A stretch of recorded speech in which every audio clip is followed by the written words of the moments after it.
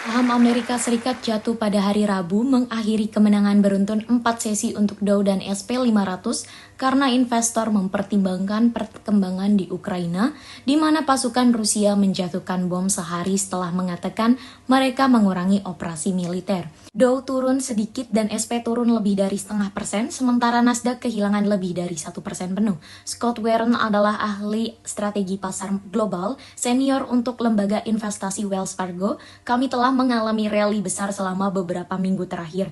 Benar-benar bahkan hanya lebih pendek dari itu. Saya pikir masih ada banyak ketidakpastian di luar sana. Apakah itu Ukraina-Rusia? Apakah itu yang akan dilakukan oleh cadangan federal? Jadi ini hanya hari di mana orang mengambil sedikit uang dari pedagang meja, khususnya setelah kita mengalami lompatan besar. Ini lebih tinggi.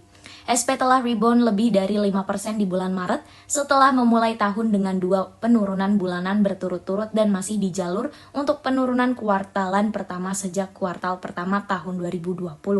Saham teknologi terpukul dengan mega caps platform Meta, Amazon, dan Nvidia semua kehilangan. Saham Apple mengakhiri kemenangan beruntun mereka setelah naik selama 11 sesi berturut-turut, yang tidak terlihat sejak hampir 2 dekade lalu, membalikan pergerakan baru-baru ini.